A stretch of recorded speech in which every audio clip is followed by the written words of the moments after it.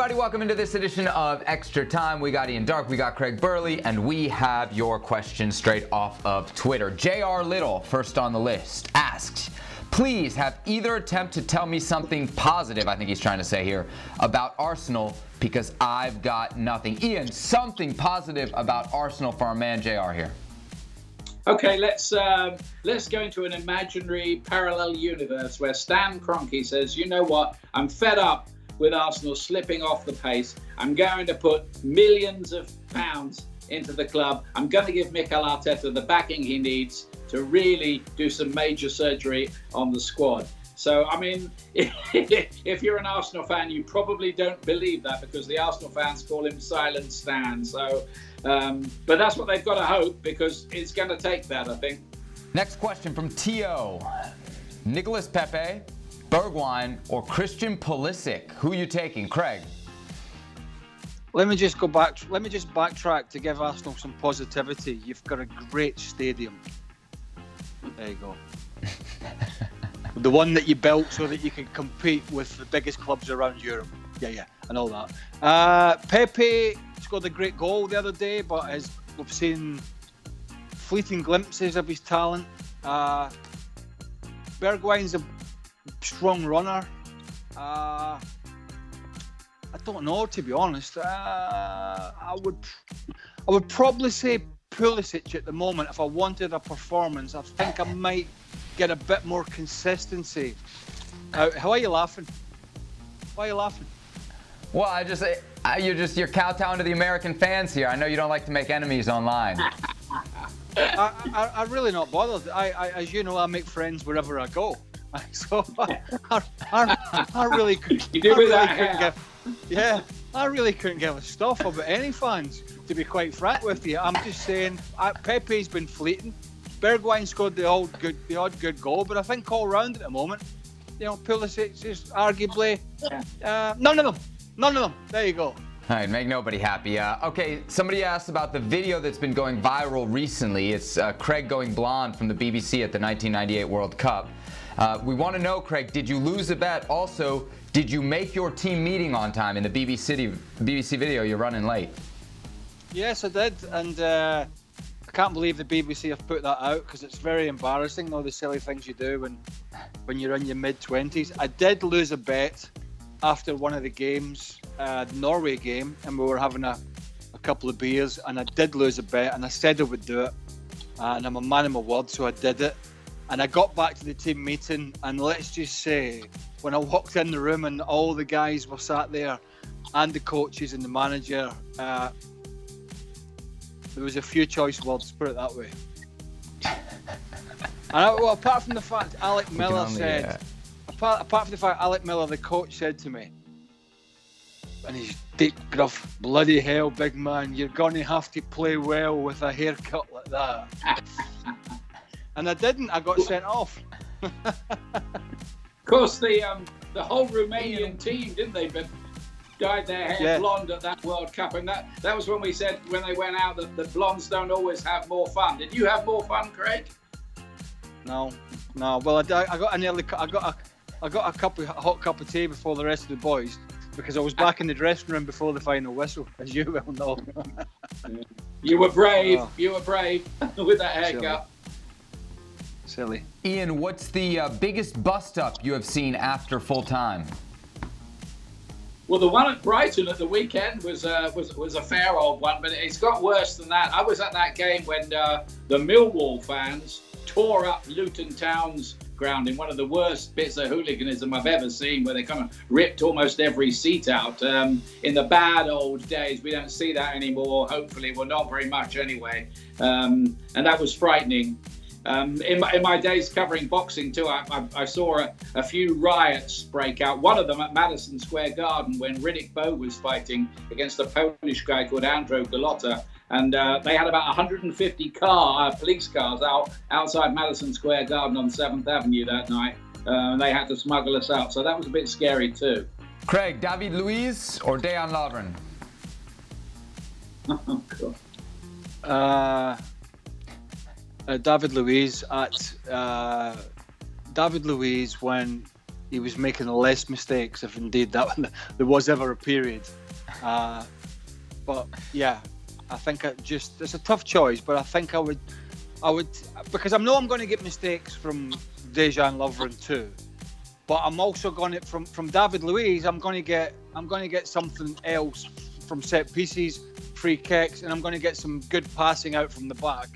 But I'm going to get mistakes from both of them, so I'm taking David Luiz.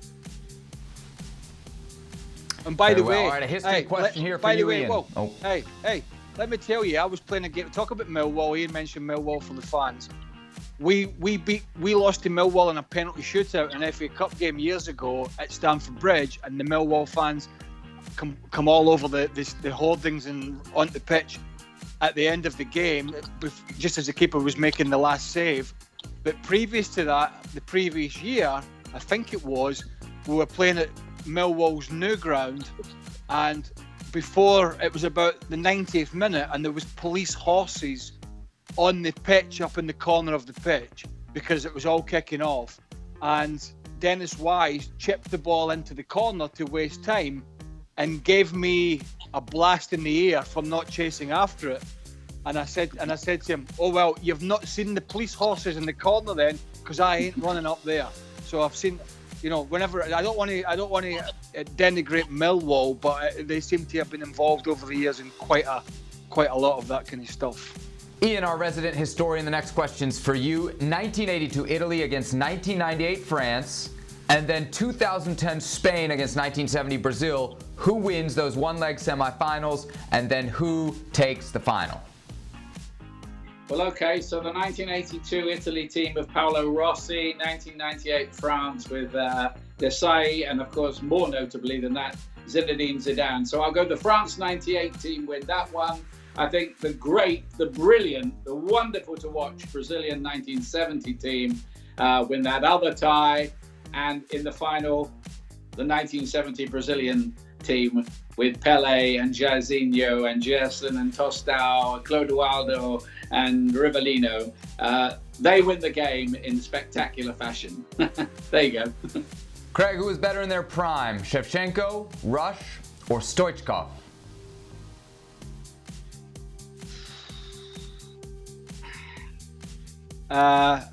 I'll pass, and I defer to Ian because I don't know, because they were all great players in their own right. I mean, Stevie Nicol, our colleague, played with Ian Rush at Liverpool for many years. He was a great goal scorer, as was Schevchenko. Stoichkov was a marvellous talent. I don't know. I don't like these questions because they're all great players. You can't pick and choose between who was better at what. They all had different facets to the game. Ian, Craig doesn't like the question. Can you help him out? Well, I don't like the question much either. He's right. It's hard to compare great players from across eras. I did like Stoichkov's kind of feisty, explosive side. He was always good to watch. Shevchenko was wonderful, particularly for Milan in that European team. But maybe that's because I saw more of Ian Rush. What a goal scorer he was. So if you want an answer, I'd go Rush.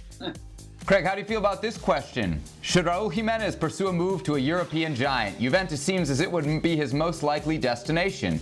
Or should he continue to build his resume at Wolverhampton and stay to make himself a club legend? If Wolves qualify for a Champions League spot, I think he stays. That's from Jerry S., which we all know is also my burner account. Well, I think there is an argument to say that if they do make the Champions League and they're in the hunt, that could well persuade them to stay.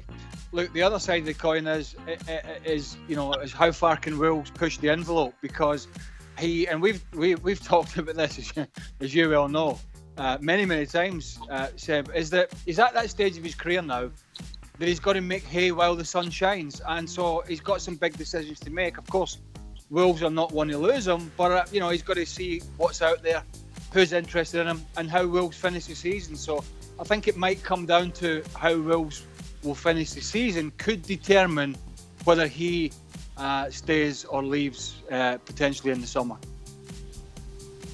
Or after Ian, you think we'll see him back at Wolves next year?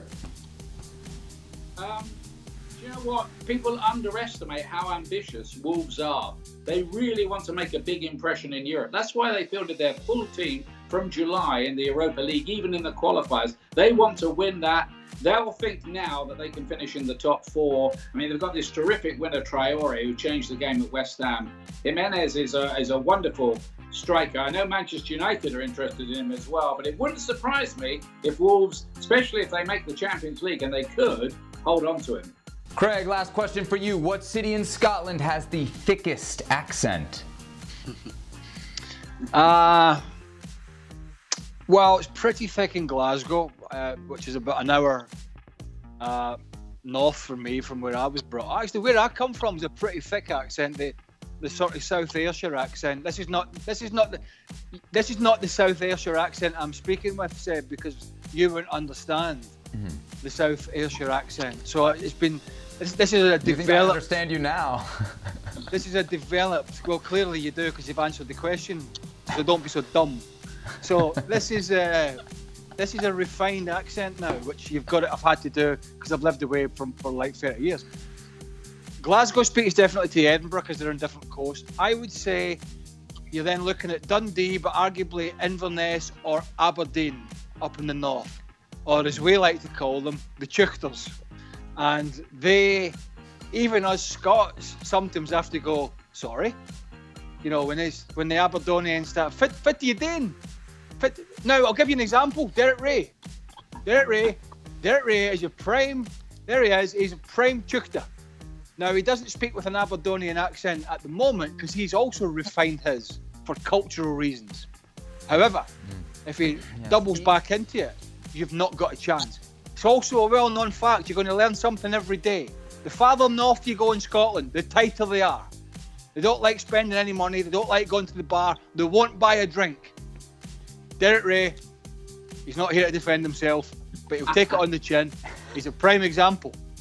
When he goes to the bar, he's usually got a set of skis on because he can't get there, or he's got the big long pockets, or he's screwed on the short arms. One of them. Whatever it is, sewing the pockets up, forgot the wallet, or have to pop up to the room, need to go to the bathroom, whose round is it? The further north you go in Scotland, trust me, nobody's buying you a drink. Down south, in the normal areas, people are more normal. Trust me.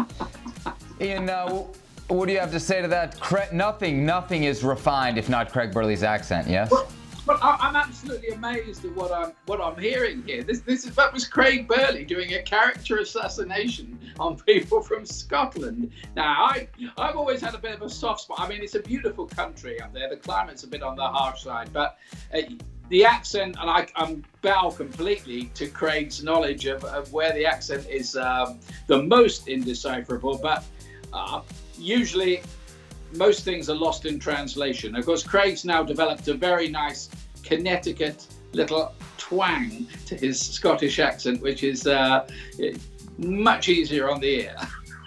Yes, a Connecticut twang, the first time we've heard that here on ESPNFC. All right, that'll do it for Extra Time. Craig, Ian, thank you very much. The boys will be back tomorrow. Dan Thomas is back. Plenty more coming your way this week on the show. Well, thank you very much for watching ESPN on YouTube. For more sports highlights and analysis, be sure to download the ESPN app. And for live streaming, premium content, and let's not forget as well, ESPNFC 7 days a week. Subscribe to ESPN+.